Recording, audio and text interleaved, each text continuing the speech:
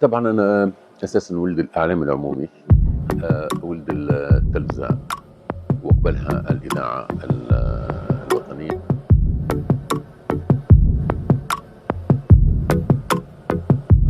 بديت بالإذاعة الوطنية كمذيع، ومن بعد في التلفزة التونسية، وأنا كطالب أيضًا كصحفي ومقدم نشرات أخبار، حتى إني خديت ال الإجازة متاعي في معهد الصحافة وعلوم الأخبار. كمّلت شوية دراسة أيضًا في العلوم السياسية للمرحلة الثالثة اللي ما كمّلتهاش. كنت رئيس تحرير مكتب الأخبار في بعد يعني الانقلاب اللي صار على بورقيبة، لكن في وقتٍ ما حسّيت إنه مش هذا الإعلام ومش هذه الوعود، فحاولت إني نخرج وفعلًا جات الفرصة هو إنه خرجت، ولكن جاني العرض وأنا موجود في تونس، وحتى العقد وقعته في تونس حتى أكون من المؤسسين إدارة الأخبار في قناة MBC في لندن.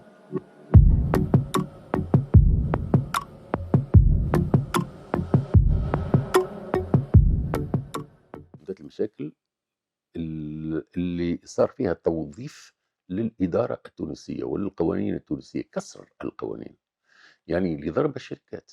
للأسف الشديد جدًا، يعني دخلت شركات جديدة، ونقول لك يعني مسجلين في تركيا معروفين، موجودين في البلاد، ويشتغلوا وما همش الشركات هذه ماهيش يعني مُعلنة لدى إدارة الضرائب، لكن ياخذوا معناتها في تصريح التصوير على أساس أنه ممثلي شركات. هذايا شنو معناتها ممثل شركة فلانية معناتها تركية تجي تحل فرع في تونس وأنت ماكش مسجل كشركة تونسية، هذا ما يجيش. اليوم مكاتب القنوات الأجنبية أنت كدولة تسمح لها اليوم كهيك تسمح لها تنتصب.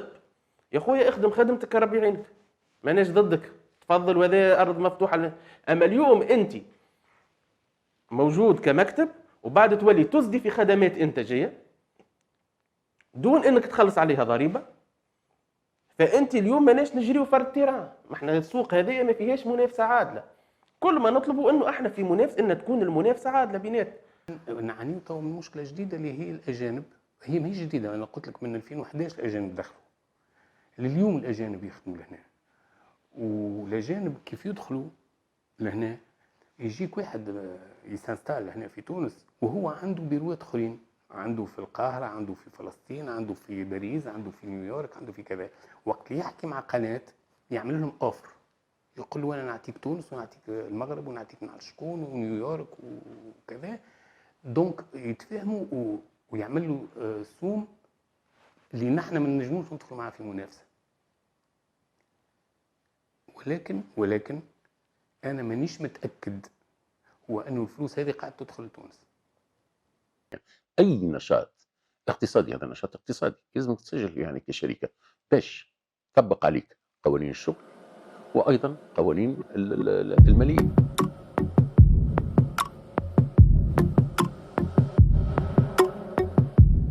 يطلع لك بقضية غريبة جدًا، يعني منافية لكل القوانين الموجودة، سواء القوانين الوطنية أو القوانين العالمية. يقول لك وين ضريبة القيمة المضافة الTVA على الفواتير متاعك، إيش بيك ما حطيتهمش؟ إذا ما أنت ما حطيتهمش باش تدفعهم الحريف، ولذلك يلزمك تدفعهم أنت.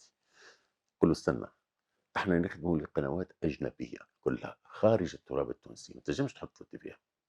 حتى القوانين في تونس يقول لك يعني كل ما هو تصدير معناتها ي ما يدخلش فيه الTVA، يقول لك لأ، أنت لست بمصدر. شو أنا مش مصدر؟ ما يقولكش علاش، أنت مش مصدر، ويجي يعمل لك مراجعة في العمق معمقة ويطلع لك مئات الآلاف من الضريبة غير المضافة، آمم، غير المسجلة في غير المضمنة في فواتير التصدير، ويطالبك بهم، بمعنى أنه جاي باش يفلسك ويشد معاك الصيح. انت معناها تعمل لي تاكس 22 مليون على ماكينه باش نخدم بها. انت متاكد انه انا ندخل لي 22 مليون الماكينه هذه في العام؟ انا اللي ناكده لك على الاقل عام 19 وعام 20 ما دخلت لي زيرو امور، على الاقل هذوما اللي اكيد.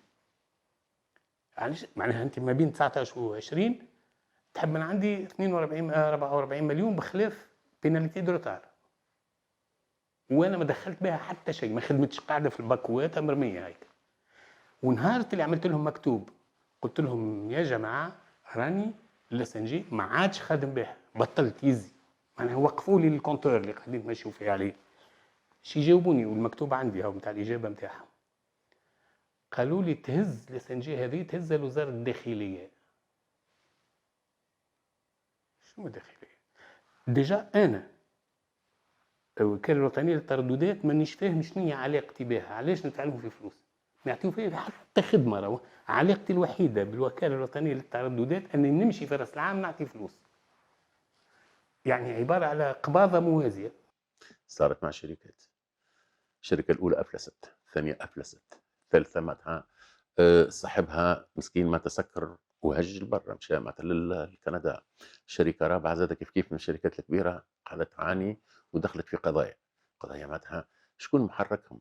هل أنه المديرين معناتها في إدارة في الإدارات التابعة للمالية ما يعرفوش المسألة هذه؟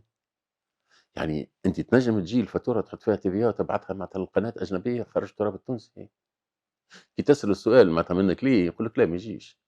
يعني سامحني كي ما يجيش أنت هاوك أنت موقعة وأعطيتك الورقة تنجم معناتها توريها، موقع إن نشاطكم يتمثل معناتها في إنتاج أشرطة معناتها لقنوات أجنبية لا يخضعوا لمفهوم التصدير. فهموها لي هذه ايش معناتها.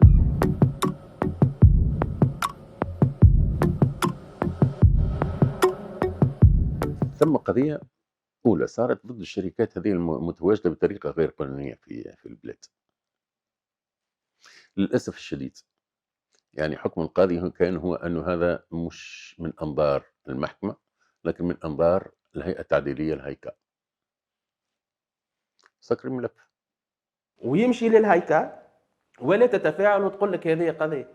اوكي عارفين اللي هذه قضيه وثم تيران وثم محاكم واحد كل، لكن في الاثناء وهذا يتعلق بالمحتوى انه يعمل في اشهار كاذب ولا في يشهر لتحيل، وقفوا عند حده، علق له رخصته، سينو هو فوق القانون ونحن الكل يطبق كان علينا نحن القانون، طبق عليه القانون ثم تطبق القانون.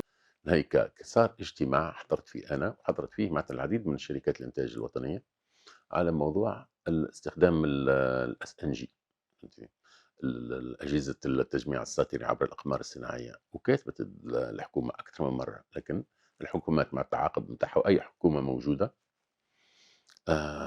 تصم الأذان، كأنه الموضوع لا يهمها بتاتا وتركوا الأمر كذلك. شوف يعني قداش من شركة كانت موجودة في تونس وكانت تدفع في 1800 دينار بلس معناتها إضافة إلى القيمة ضريبة القيمة المضافة، كان ثم مداخيل الدولة وكانت الناس هذه تخدم وعندها مدخول وماك المدخول بتاعها تدفع في يعني الجزء متاع الضريبة للدولة. طيب كلهم وقفوا العمل به، ايش صار؟ ما عادش دخل حتى شيء للدولة.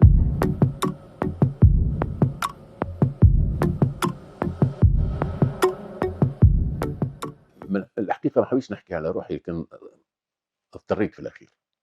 أنا من الشركات اللي ما عمري ما طلبت أي شيء معناتها ولا أفونتاج من الدولة. أنت تعرف أنه في وزارة الثقافة ثم دعم لكل ما هو إنتاج. عملت وثائقيات من أكثر ما شُوهِد على مستوى العالم العربي، واتوزّعت في قنوات عديدة، لم أطلب ليمًا واحدًا من الدعم. ما حشنيش لا بدعم لا بحشتنا بحتى شيء. وش معناها انت الدوله اليوم مثلا اليوم في بعد جائحه كورونا تقرر باش تسند مساعدات الى اصحاب المؤسسات الاعلاميه. سامحني المتضرر الحقيقي هم اصحاب شركات الانتاج اللي هم في الواجهه الاولى مع التقني ومع السيناريست ومع الواحد ومع كاتب السيناريو، هم اللي امنوا اكثر الماده الموجوده في التلفز. اليوم هما ما ياخذوا حتى دعم، بالعكس كان عنده صيانه ساسه راهي تثبت له، كان عنده كرهبه راهي تفكت له. أنا من الناس اللي يؤمنوا ماذا أفعل لدولتي مش ماذا تفعل دولتي لي. أنا أؤمن بها، لذلك ما دامني نجم نغطي التكاليف نتاعي من جهات أخرى، علاش نمشي نطمع في شيء من الدولة بتاعنا وهي ضعيفة، وربما أنه ثم منتجين آخرين ما عندوش الإمكانيات، خليها للمنتج له.